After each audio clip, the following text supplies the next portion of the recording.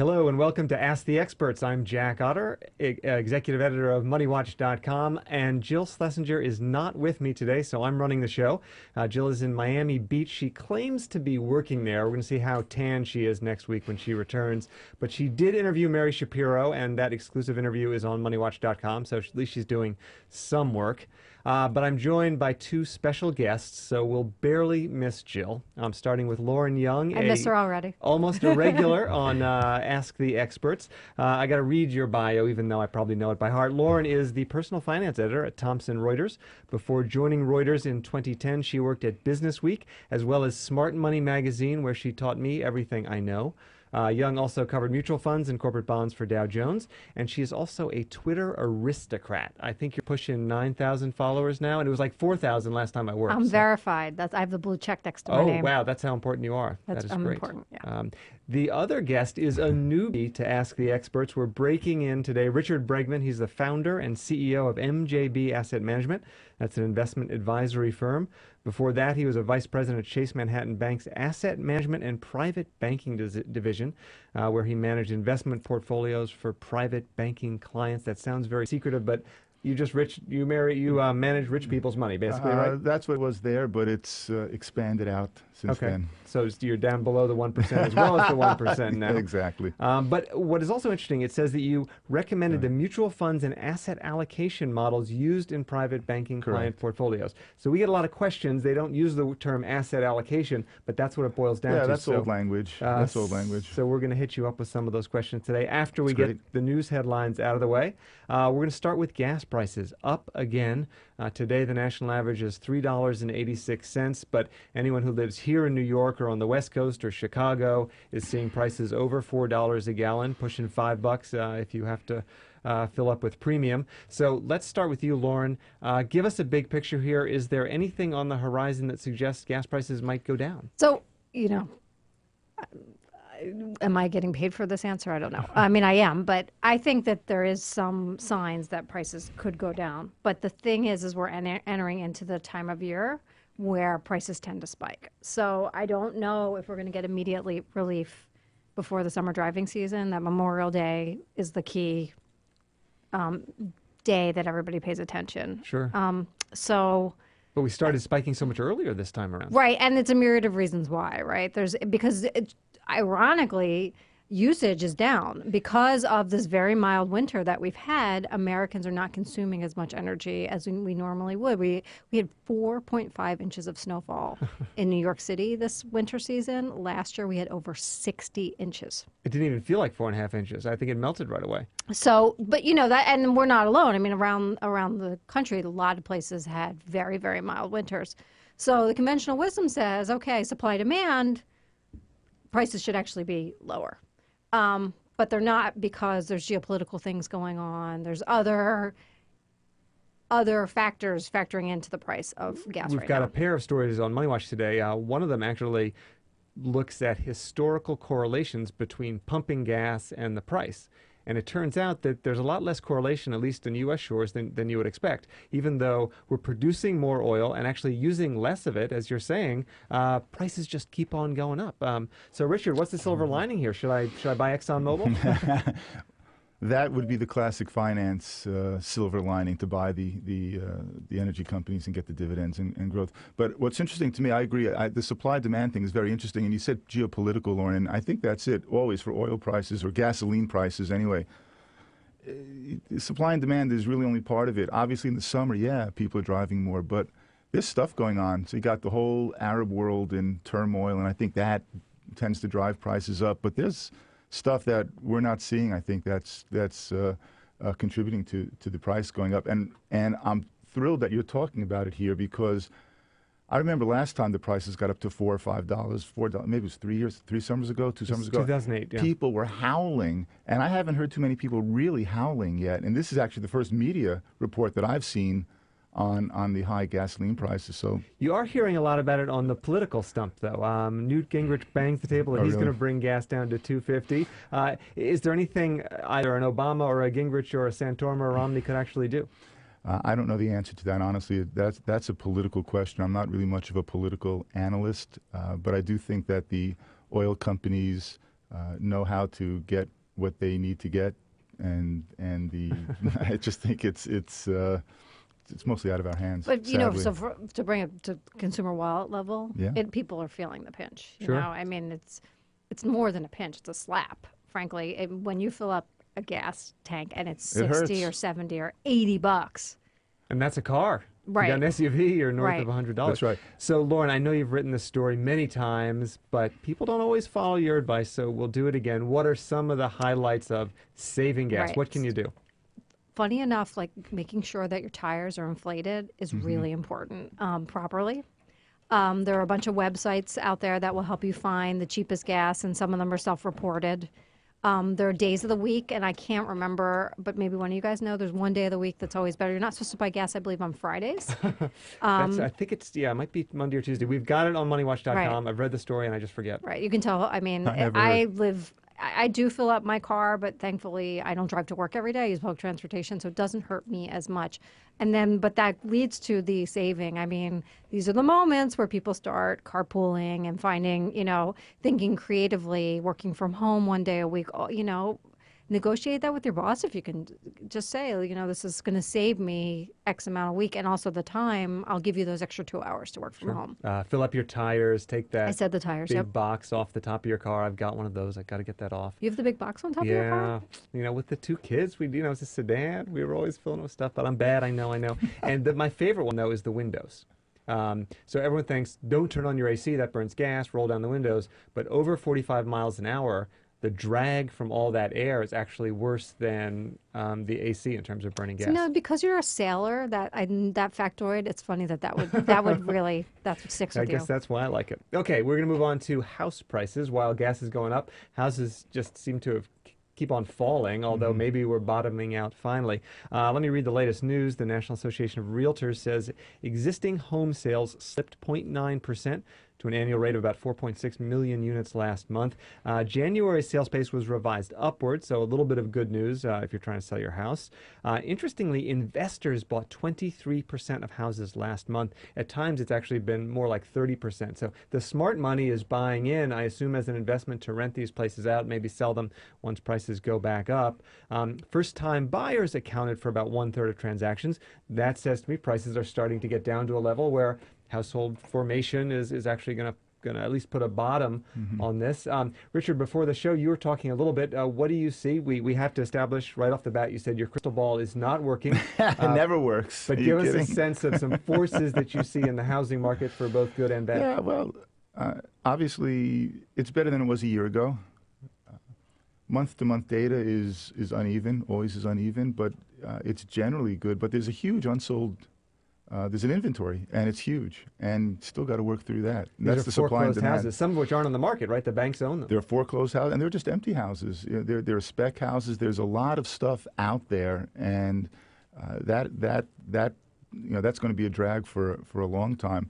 The new homes, the new sales, that's interesting. The first-time buyers, I don't know if that's coming from people who are renting, kids who are moving. I'm not sure, but that's a good sign that that's increasing.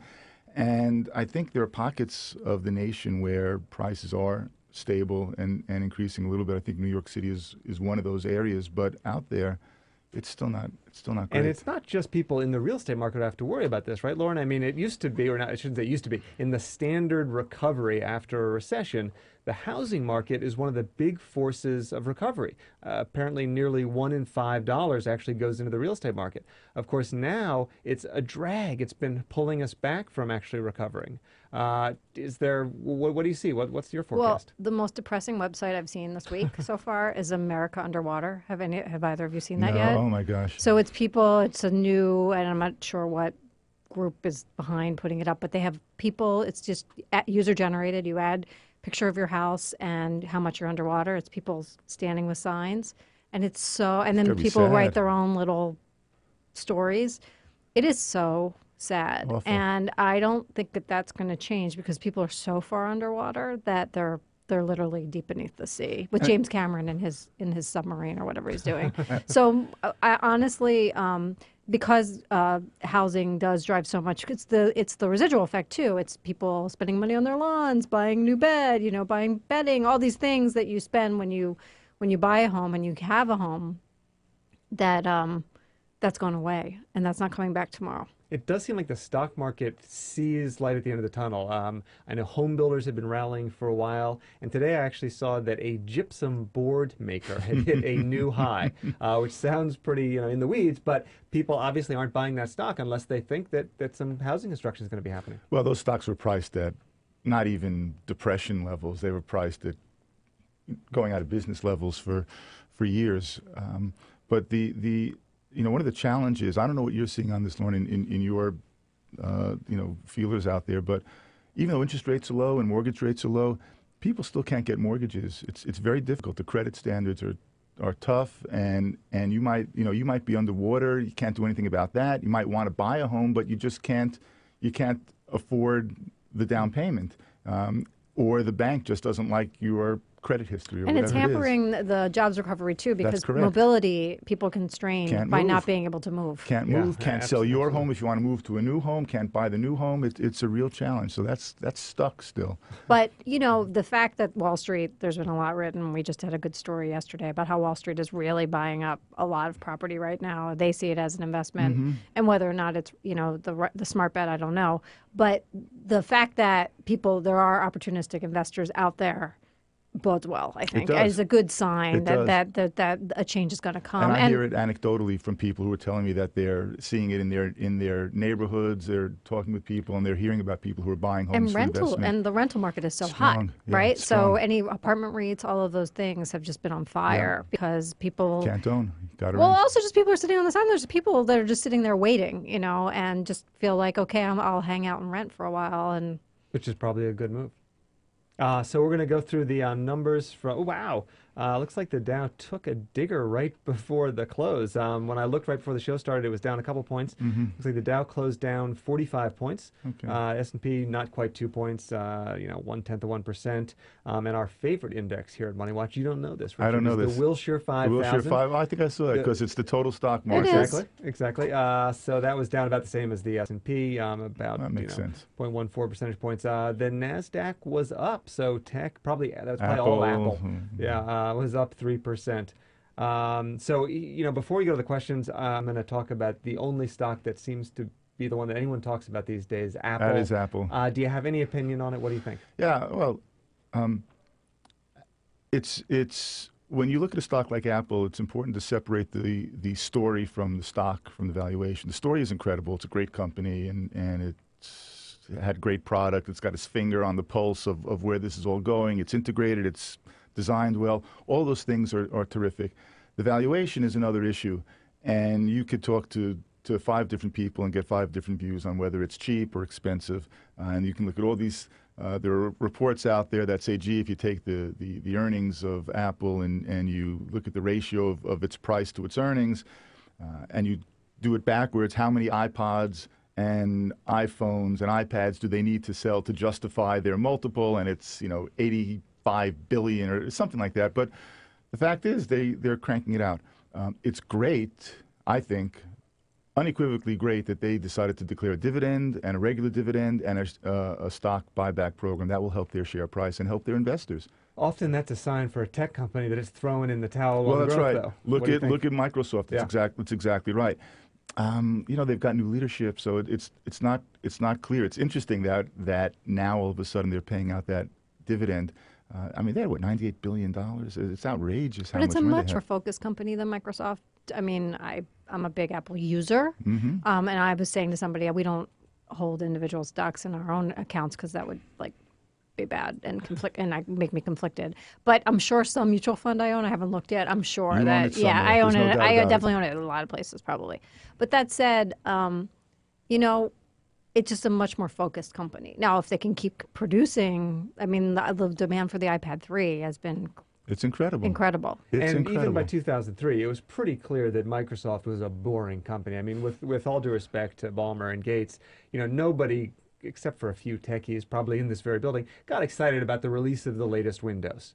nobody stood outside of a software store all night to get that as they do with Apple products. So Apple still has some magic. The question is how long it can Well, they keep do. going. And Microsoft is a mature company in its product also. Don't forget, right? It's operating systems, PCs, and that's there. And it's a resale market as much as anything else, and improving to existing product. They're really not innovating too much anymore. I'm sure they've got things going on that I don't know about, but when you look at their innovations compared to what Apple is doing, it's night and day. Much more focused. You're absolutely right, Lauren, and that's part of it. It's almost a cult, and there are other stocks that are cults like that. And Harley Davidson, BMW, where JetBlue, where people just that's it.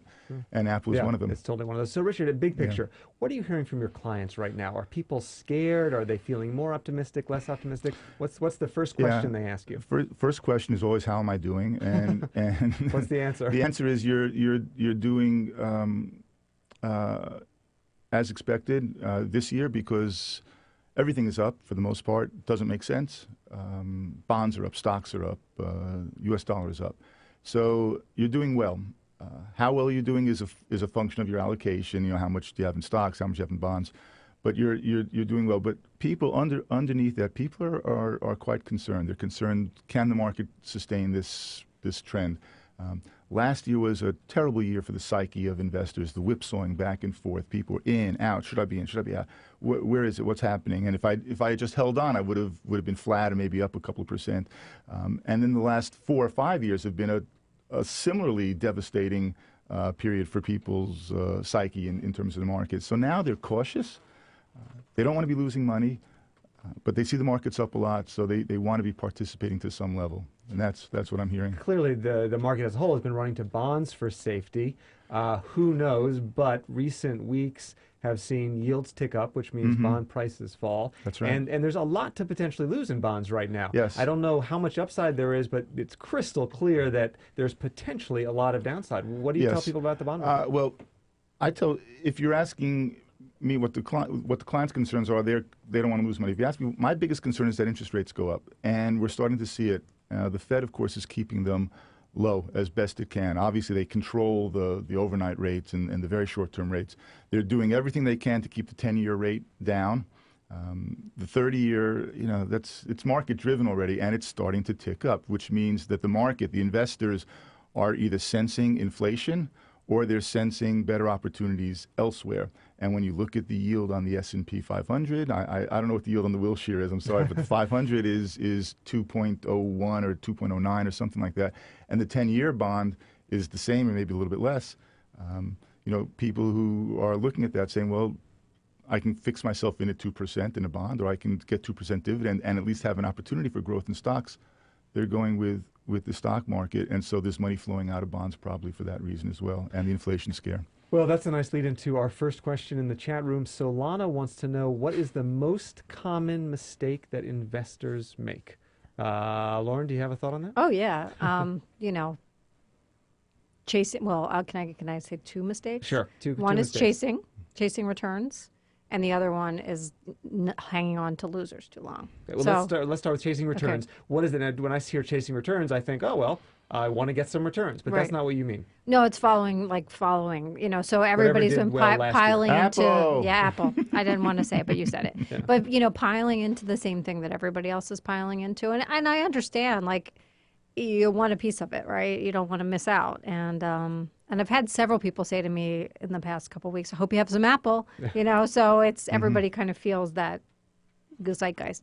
But it's the worst time to buy usually. I mean, what's the basic tenement of investing? Buy low, buy low, sell high, right? And people they do not do that. Right. So chasing what's already gone up, it limits your upside and opens you to a great big fat downside. And number two was holding on to losers too long. Holding on to losers, yeah. You want to talk about that? Do you agree?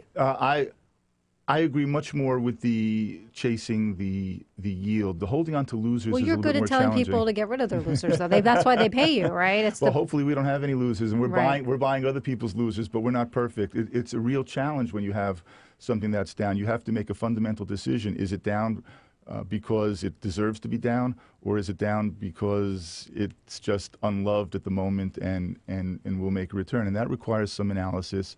But there's there's good sense in getting rid of losers. Just from a psychological standpoint, you're done with it, and you focus your energies on other. And you get other tax things. benefit too. And you can take a tax loss if it's in a taxable Right. account. I just wanted to add something on the chasing yield, if I might, for a second. Apple is the big stock, of course. My wife is asking me, why aren't we owning Apple? And I have the same answer. I know we own it in some of our funds, but if you take it to the asset class level, people were buying emerging market bonds because they couldn't get good bond yields in the U.S. So money was flowing, and do you want an Indonesian bond that's paying you 6%? Are you willing to take that risk? And people are, and that's risk. So we've got a question that I think the answer to this question will address some of these right now. Question in the chat room: is investing with index funds a good idea? Now, I know what Lauren thinks about this. I know what I think about it. Richard, what do you think? I'm the unknown. If you want to have exposure to market exposure in the investment world, it's called beta, of course. If you want to have that exposure to the market and you want to have it cheaply, inexpensively, index funds are great. Great. I would say great also, and I'm not sure I'd even qualify it because I think it's fairly easy and cheap to get beta and extraordinarily difficult and potentially very expensive to get alpha. We're using fancy terms here, but yes, we're huge fans of index funds at MoneyWatch based on the belief that you simply can't beat the market. A few people will, but the vast majority won't, especially after expenses. So we recommend the one thing you can control, you go after, which is expenses, and index funds are the best way to deal with that. Lauren, you're an expert on mutual funds. You agree? IBID. All right. Very different question here from Dick Rathbone. IBID on the index.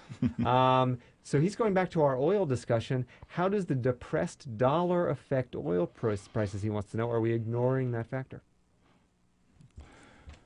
I don't have any answer for the question because I truly don't understand the interplay between the dollar and oil, other than oil is priced in dollars, so the value of the dollar will to a certain extent drive oil prices and commodity prices, but I don't know that relationship always holds, and in speculative markets it's not clear to me. So one of my big issues is I don't like to give advice on things that I'm not an expert on. I'm not an expert on that one.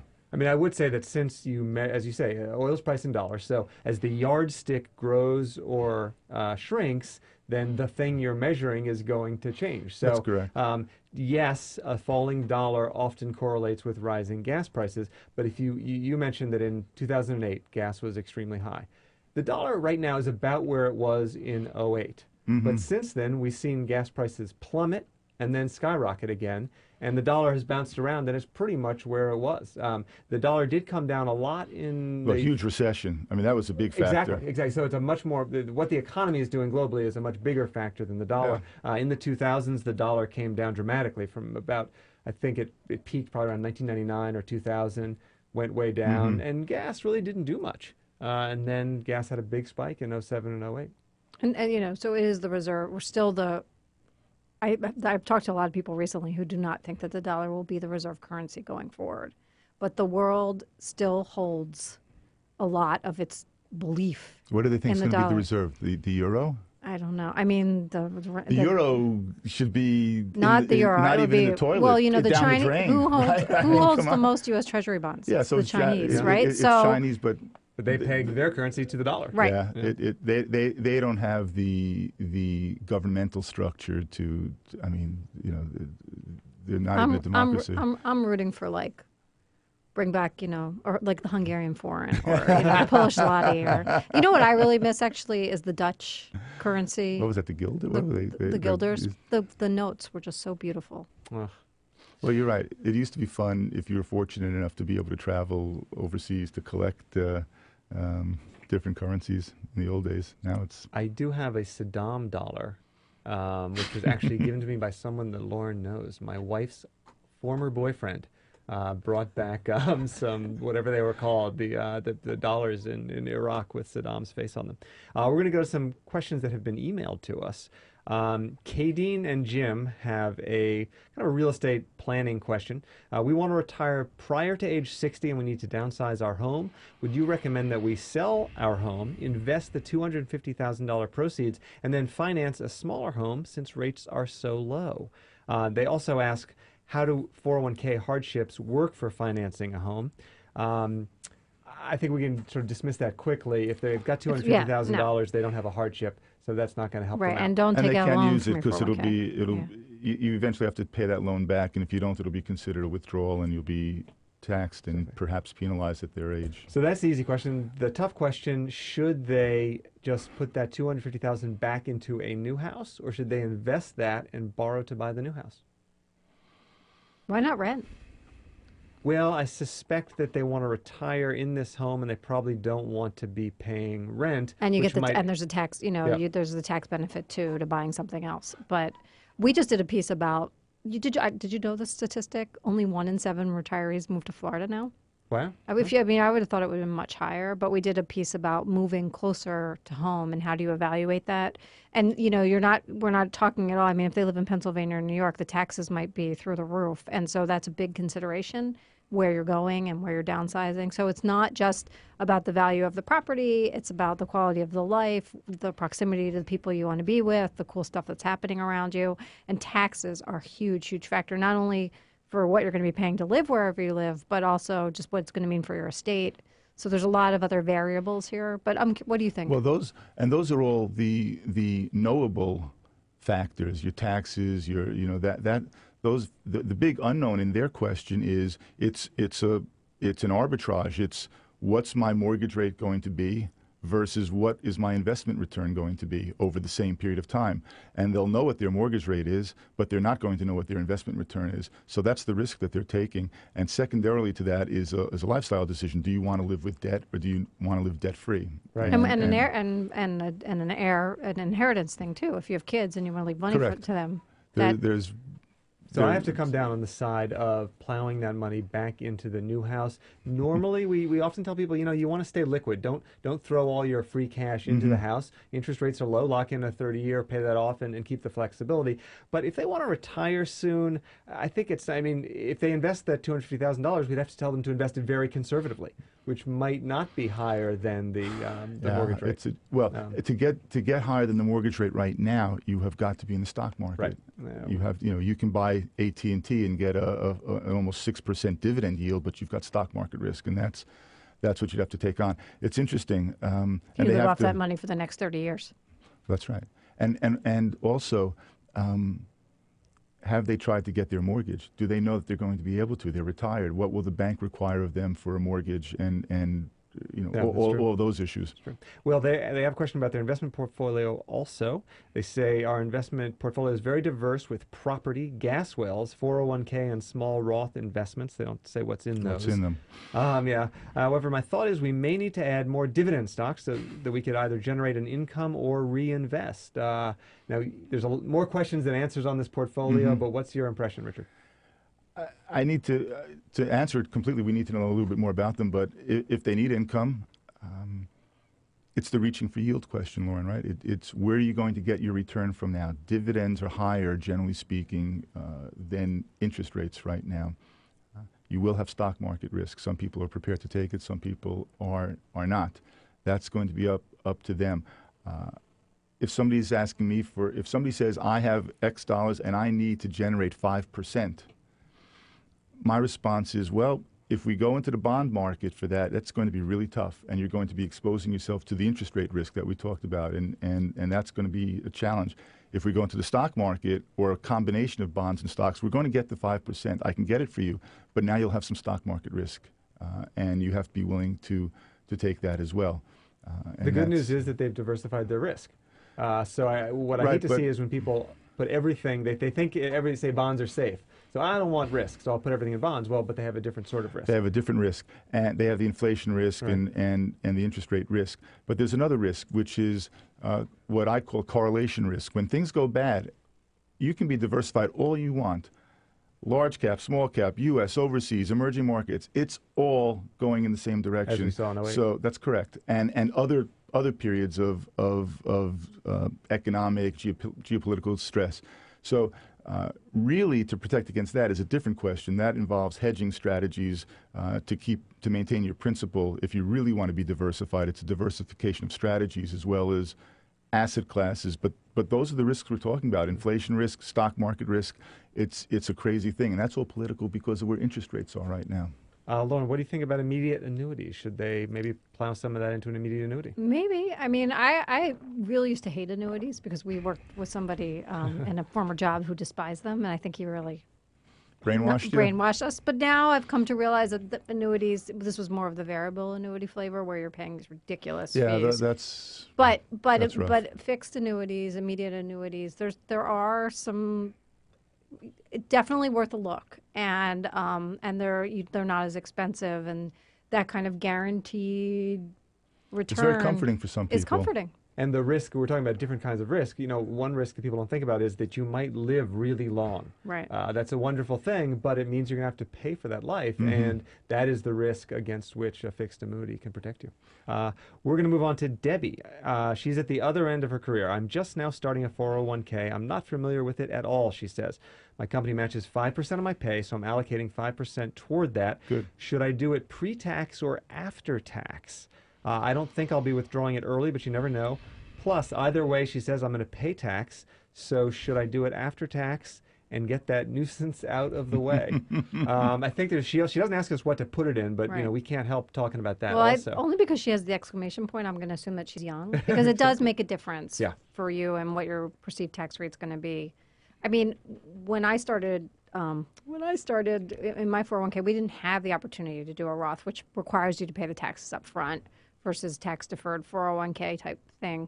And I love the idea of a Roth because it gives you a lot of flexibility at the end. And I think one thing everybody agrees is that tax rates are going up. We just don't know how much and when. But if she's at the beginning of her career and 30 years from now, the tax-deferred scenario might not be very palatable. Yeah, it's hard to know, but Debbie, she's got it. She had that word in there, nuisance, and she wants to be rid of the nuisance. Then you go with the Roth, and there's no nuisance. You put your after-tax money in there, and You know what's home also interesting free. about her question is she says she's going to put 5% in, and she says, should I do it before tax or after tax? Well, that's how people really think. In reality, it's going to cost her more, 5% before tax than 5% after tax would. So sort of the classic financial advisor thing is, well, if you think you'll have a higher tax rate later or whatever, put in more pre-tax now if you have a lower tax rate later. But I think behaviorally, people don't think that way. They just put a certain amount in, and so she'll put essentially more into her retirement savings by going after tax now. She's paying that tax now, so she doesn't have to later. it's So nice. I kind of like that. It's smart, and she's focused in on the match. Right. That match is free money. That to the extent Better that return than you can right. get from Apple. That's right. It's better. It's probably better than Apple. And I tell everyone also, I'm not going to get you 100%. That's 100% return on your money day one. Yeah, exactly. So good job. But she on should that. be doing the 15%, everybody. She should. You want to put do in as that much as she maximum. can. Very quickly, how should she invest this? We don't know what her offerings are, but let's take a stab in the dark. For instance, just start with this, Richard. If we're going to call her 25 for the exclamation points, right? Between 25 and 30 years old. Let's assume she has no other investments. Let's assume 40-year horizon. I'm making a lot of assumptions here, but I think they're reasonable. What percentage into stocks? What percentage into bonds? She has to go with her gut. Well, but give her a starting point. Conventional wisdom would be heavily oriented to stock because, in theory, you're able to withstand the risk of the stock market over time, and that's great in theory. The question for Debbie is when the markets hit the waterfall. When something hits the fan. Will she be able to maintain her allocation? And she might not know that until it actually happens. So in that regard, yes, you got to have some substantial portion in the stock market, but you have to maintain your comfort level. And I meet many 401k participants who fall into a category that would suggest heavy stocks, and they don't want it. And if they're aware of the risks both for and against it, then it's an informed decision. What happens if I'm not in stocks? Well, I'll have a safer return, but it might not be as large 30 years from now, but I'll be there. And then they make a decision, and it comes from their gut. That's my experience. So it sounds like she's not an experienced investor. Lauren, what do you think about a target date fund? That's what I was going to say. I think it's 1/3 of. We think alike. Right, we do. don't we? It's so scary. Are you married? Oh, wait, till you're married to my friend. Yeah. I think it's 1/3 of companies offer target date Yes. funds, and they automatically enroll you in them. And a target date fund, for people who don't know, it's a preset allocation. So you're paying a professional money manager to set that for you, but they're usually very cheap because they're made up of index funds. They're cheap. Very cheap, and that's essentially all of my money is tied up in target date funds. So Wow, and you're an expert. and So I'm an with expert that, because yeah. you know what? I don't says a know lot. anything better than thankfully, the companies that have been offered to me through my retirement plans are amazing.